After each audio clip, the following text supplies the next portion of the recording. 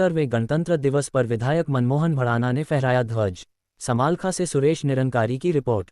समालखा में 76वें गणतंत्र दिवस पर मुख्य आयोजन शहर की नई अनाज मंडी में हुआ। यहां समालखा के विधायक मनमोहन भड़ाना ने तिरंगा झंडा फहराया और परेड की सलामी ली।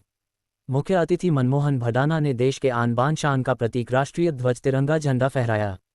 पुलिस की विभिन्न परेड टुकड़ियों ने कदमताल के साथ परेड की सलामी दी। बच्चों ने सांस्कृतिक कार्यक्रमों प्रस्तुत कर आयोजन में समा बांध दिया। वहीं गणतंत्र दिवस के अवसर पर समालखा समेत ग्रामीण क्षेत्र के सरकारी एवं गैर सरकारी संस्थानों में तिरंगा फहराया गया। इस अवसर पर एसडीएम अमित कुमार, डीएसपी नरेंद्र कादियान, नपा चेयरमैन अशोक कुच्छल, नायब तहसीलदार, भाजपा पार्टी की मंडल अध्यक्ष रेखा गोयल, विधायक पीए धर्मेंद्र सारिक, नंदलाल अरोड़ा, स्नेह गर्ग, राजबीर सिंह सहित हजारों लोग मौजूद थे। 76वें गणतंत्र दिवस समारोह के अवसर पर समालखा की अनाज मंडी में विधायक मनमोहन भड़ाना ने ध्वज फहराया। उन्होंने परेड का निरीक्षण भी किया। समारोह में विभिन्न टुकड़ियों ने मार्च पास्ट किया। विधायक मनमोहन भड़ाना ने अपने संबोधन में 76वें गणतंत्र दिवस के अवसर पर सभी को हार्दिक बधाई और शुभकामनाएं दी। विधायक ने कहा कि भारतीय इतिहास के सबसे महत्वपूर्ण दिनों में से एक 26 जनवरी पर ही साल 1950 में भारतीय संविधान लागू हुआ था। इसी ने हमें एक समाजवादी, संप्रभु, धर्मनिरपेक्ष और लोकतांत्रिक गणराज्य बनाया। भारत को 1947 में स्वतंत्रता मिली, लेकिन संविधान को अपनाने से ही हम वास्तव में एक कानूनी ढांचे के तहत एकजुट हुए। ये संविधान हमें मार्गदर्शन देता है, सभी के लिए समानता, न्याय और स्वतंत्रता को भी सुनिश्चित करता है। भड़ाना ने कहा कि हमारी सरकार जनहित के लिए काम कर रही है। आने वाले समय में राज्य को प्रगतिशील बनाया जाएगा। इस दिशा में काम भी शुरू हो गया है। विधायक मनमोहन भड़ाना ने कहा कि हरियाणा में सड़कों का सुधार और नई सड़कों का निर्माण किया गया है। आज प्रदेश का हर जिला नेशनल हाईवे से जोड़ा गया है। केएमपी, केजीपी जैसी आधुनिक परियोजनाओं के बाद अब हरियाणा ऑर्बिटल रेल कॉरिडोर भी बन रहा है और दिल्ली के सरायम काले खां से करनाल तक आरआरटीएस रेल लाइन भी स्थापित की जा रही है। इन सब परियोजनाओं के पूरा होने से प्रदेश की जनता को बहुत लाभ होगा।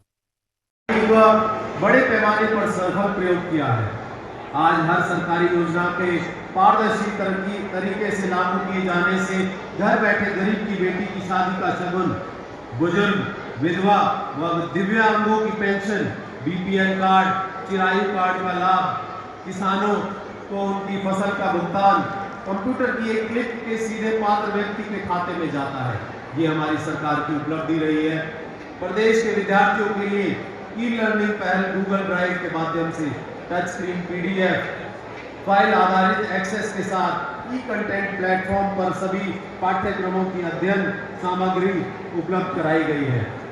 वर्ष 2021 और 22 में उच्च शिक्षा में राज्य वार स्कूल कुल नामांकन अनुपात 33.3% है।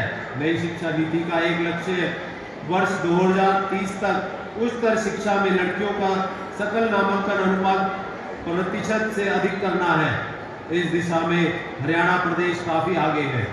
हमारे यहाँ लड़कियों का सकल नामांकन अनुपात 33.3% है। हम 2030 से बहुत पहले ही 50% के लक्ष्य को प्राप्त करने का संकल्प करे बैठे हैं।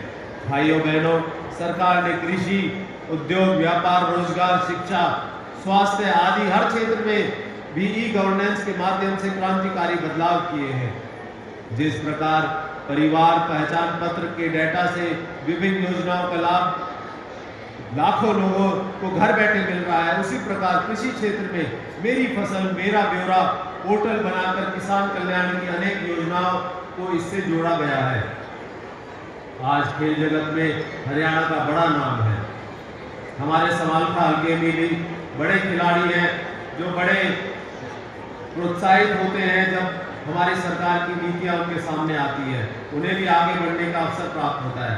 हमारे युवा बड़ी उपलब्धियां प्राप्त कर देश प्रदेश का नाम रोशन कर रहे हैं। हमारी सरकार द्वारा मेडल जीतने वाले खिलाड़ियों को नगद पुरस्कार देने के साथ साथ सरकारी नौकरियां भी दी जाती है। अवार्ड पाने वाले खिलाड़ियों का मासिक मानदेय भी दिया जाता है। टोक्यो ओलंपिक 2020 में साथियों, ये बड़े गर्व की बात है, खास करके हमारे हरियाणा प्रदेश के लिए। 126 प्रतिभागियों में से हरियाणा प्रदेश के 32 खिलाड़ियों ने भाग लिया। भारत के 1.3% क्षेत्रफल व 2.09% आबादी वाले हरियाणा का ओलंपिक खेलों में 50% से अधिक मेडल का योगदान रहा है। टोक्यो ओलंपिक 2020 में देश को प्राप्त 7 पदकों में से प्रदेश के खिलाड़ियों ने 1 स्वर्ण, 1 रजत तथा 2 कांस्य पदक प्राप्त किए। ये हम सबके लिए बड़े ही गौरव की बात है। हमने गांव के विकास में महिलाओं की भागीदारी सुनिश्चित करने के लिए पंचायती राज संस्थानों में महिलाओं को 50% प्रतिनिधित्व दिया है।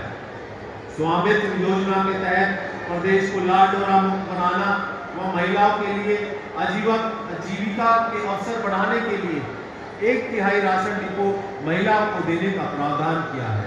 अटल किसान मजदूर कैंटीन व वीटा बिक्री केंद्रों का संचालन भी महिलाओं को सौंपा गया है। बहन बेटियों का उच्चतर शिक्षा का सुविधा प्रदान करने के लिए सरकार ने 20 किलोमीटर के दायरे में कॉलेज स्थापित करने का काम किया है। और इसके साथ साथ ही जो है बीमा योजना, जो सखी बीमा योजना जो लागू की थी अभी कुछ दिन पहले माननीय नरेंद्र मोदी जी ने, इसका भी हमारे देश की महिलाओं को लाभ मिल रहा है और वो अग्रसर हो रहे हैं, अपने जो है करियर में आगे बढ़ रहे हैं। मुझे ये बताते हुए बहुत ही हर्ष हो रहा है कि हरियाणा में सड़कों का सुधार और नई सड़कों का निर्माण किया गया है। आज प्रदेश का हर जिला नेशनल हाईवे से जुड़ गया है। केएमपी, केजीपी जैसे आधुनिक परियोजनाओं के बाद हरियाणा ऑर्बिटल रेल कॉरिडोर भी बन रहा है और दिल्ली के सराय काले खान से करनाल तक RRTS रेल लाइन भी स्थापित की जा रही है। इन सब परियोजनाओं के पूरा होने से प्रदेश की जनता को बहुत ही लाभ होगा। मेरे युवा साथियों, मुझे बताते हुए खुशी हो रही है कि विधानसभा चुनाव के दौरान जब हरियाणा कर्मचारी चयन आयोग द्वारा ग्रुप सी के लगभग 25,000 से अधिक अभ्यर्थियों का परिणाम घोषित किया तो मुख्यमंत्री श्री नायब सिंह सैनी ने वायदा किया था कि वे मुख्यमंत्री पद की शपथ बाद में लेंगे, पहले चयनित उम्मीदवारों को नियुक्ति पत्र देंगे। मुख्यमंत्री ने युवाओं से किया अपना वायदा पूरा किया। उन्होंने पहले सबका जो नियुक्ति पत्र जारी किया, उसके बाद उन्होंने शपथ ली। प्रदेश में वर्ष 2014 व 15 में खाद्यान्न जनहित की आवाज न्यूज चैनल को देखने के लिए आप सभी का धन्यवाद। संपादक लोकेश झा, फोन नंबर 8222903098।